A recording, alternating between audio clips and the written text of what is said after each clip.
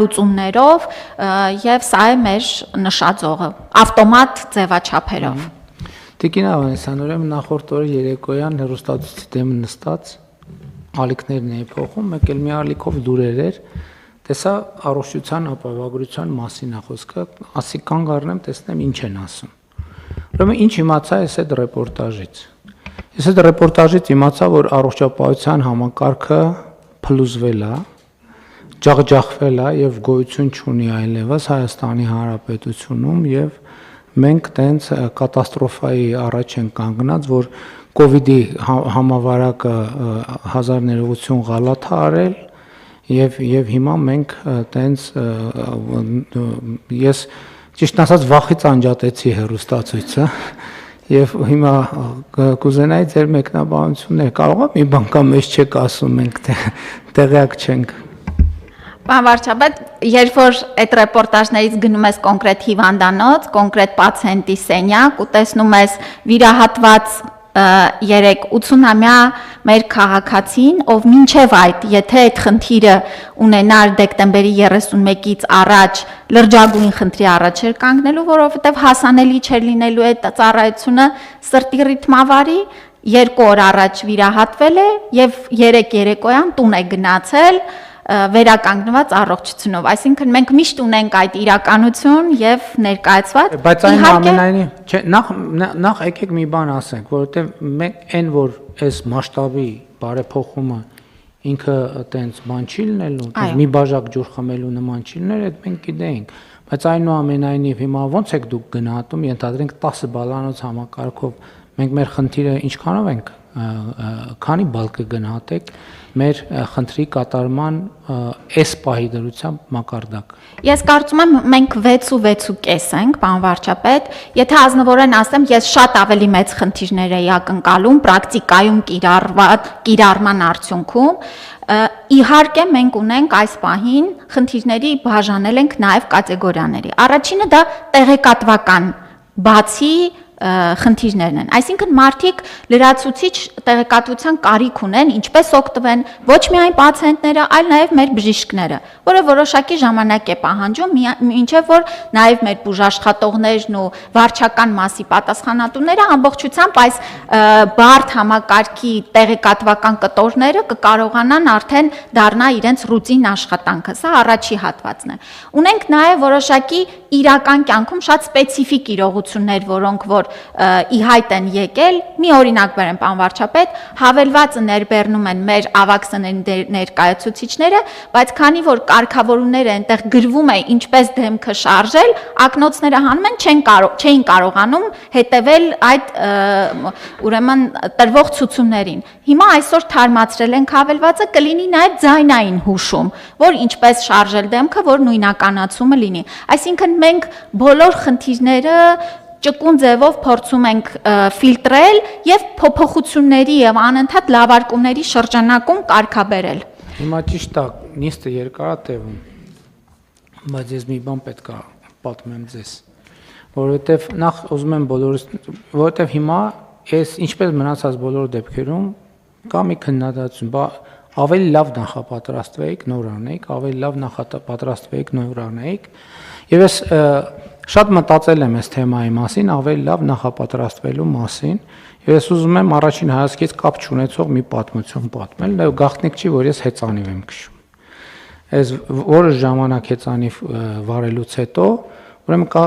հեծանիվ կոնտակտային կոշիկներով, այսինքն որ դա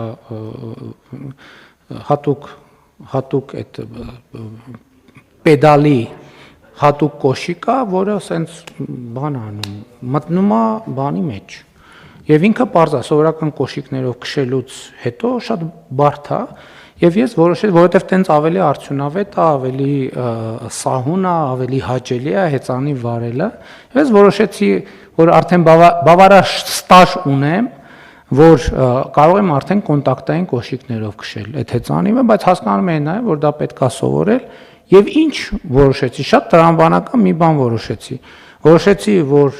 կեցավայրում տրինաժորների վրա դնեմ այդ բանը, կոնտակտային կոշիկները եւ սովորեմ կոնտակտային կոշիկով վարել։ Եվ ես երկար ժամանակ սկսեցի վարել կոնտակտային կոշիկներով, որովհետև իրան հանելու եւ տեղադրելու հատուկ ձևեր կան, վարժություններ կան, ագին երկար ժամանակ, երևի մի ամիս ու կես, այնքան պարապեց, որ շատ սահուն ես դա անում էի։ Եվ ես նաև ինչի համար էի անում, որովհետև ասում եմ դե մարդկանց հետ քշում եմ բանն են չլինի, մի անգամից այնուամենայնիվ վարչապետ ես, բան ընկնես եւ այլն մարդիկ ասեն։ Ես ամսից ավել պարապել եմ տրինաժորում։ Հետո սկսել եմ իրական կյանքում այդ կոնտակտային կոշիկներով սկսել եմ քշել։ Բայց ես տասնյակ անգամներ ընկել եմ եւ տասնյակ անգամներ ընկնելուց հետո է որ ես սովորել եմ։ Ես 2 ամիս որովհետեւ տրինաժորն ու կյանքը բոլորովին ուրիշ բաներ են։ Որովհետեւ տրինաժորի ժամանակ կողքովդ մեքենա չի անցնում, դիմացովդ կատու չի անցնում, վերևովդ թռչուն չի թռնում, լուսացույցը լույսը չի փոխում, քամին չի փչում, արևը չի ծագում, պատուհանից մեկը չի գոռում եւ այլն եւ այդպես շարունակ։ Եվ նաեւ այս թվում է թե իրավիճակի հետ կապ չունեցող բանը, բայց նա նույն բանն է, ինչքան ուզում ես տրինաժորի վրա պարապի, երբ որ դուրս եկար կյանք, դու չգիտես այդ պահին ինչ է տեղի ունենում, ինչքան ուզում ես պարապի, ինչքան ուզում ես տրինաժորում փակ պայմաններում պարապի, երբ որ էլի ասում եմ, միջև դու կյանքին չհանդիպես, դու չես կարողանալու գնահատել, դու գիտես քշել հեծանիվ թե չգիտես, դու գիտես ինչ որ գործողություն իրական կյանքում անել թե չգիտես, հետևաբար այո, առողջության ապահովագրության համակարգը հիմա այդ այն բանն է, որ մենք տրինաժորի վրա պարապել ենք, հետո ասել ենք, չէ, ոնց որ պատրաստ չենք, եկեք նորից պարապենք, կես տարի ենք պարապել, հետո էլի կես տարի, քանի անգամ հետաձգել ենք, հիմա դուս ենք եկեք կյանք, հիմա ընկնելու ենք անխուսափելիորեն, ընկնելու ենք, պետք է ուշադիր լինենք, որ ընկնելիս ջարդու փշուր չլինենք, բայց պետք է ընկնենք, վեր կենանք, նորից փորձենք, նորից ընկնենք, նորից վեր կենանք, նորից շարունակենք եւ դա ճանապարհը։ Եթե որևէ մեկը գիտի, կասի, որ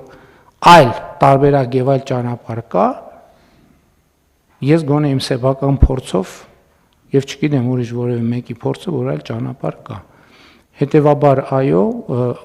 բարդ է, դժվար է, բայց երբ որ Միացյալ Նահանգների նախագահ Ջորջ Քենեդին հայտարարում էր, ասում էր, որ մենք որոշել ենք առաջիկա այս տասնամյակում թռնել լուսին։ Եվ հաջորդ շատ կարևոր նախադասություն է, եւ մենք դա անում ենք ոչ թե դրա համար, որ դա հեշտ է, այլ մենք անում ենք դրա համար, որ դա դժվար է։ Մենք ընդհանրապես կարծում եմ ցանկացած կառավարություն որևէ բան պետք է անի ոչ թե նրա համար, որ դա հեշտ է, որովհետև հեշտ բաներ անելու պարագայում մենք էլի ընկնելու ենք, բայց չենք կարողանալու վեր կենանք։ Այլ մենք պետք է անենք բաներ, որոնք դժվար է, եւ մենք դժվարություններով այո անում ենք այս բանը, որովհետև համոզված ենք, որ դա պետք է Հայաստանի Հանրապետության քաղաքացիներին առաջին հերթին եւ Հայաստանի Հանրապետությանը, տնտեսությանը եւ այդպես շարունակ։ Այնպես որ ինչպես շարունակում ենք 24 ժամ աշխատել, որովհետև շատ բարդ համակարգ է ներդրված, ուշադիր լսում են քննադատությունները, ուշադիր լսում են նաև փլուզման եւ կործանման մասին տեղեկատվությունները, բայց չենք վախենում, չենք անջատում հեռուստացույցը, շարունակում ենք դիտել եւ փորձում ենք ռացիոնալ հատիկը դուրս բերել եւ գնալ այդ ռացիոնալ հատիկի հետեւից եւ փորձել այն ռացիոնալ խնդիրները, որոնք մատնանշվում են, փորձենք լուծել։ Հարցը դրվում է քվեարկության, խնդրեմ, Պարոն վարչապետ, ուղղակի բաց թողեցեք, կուզեի նշել նաև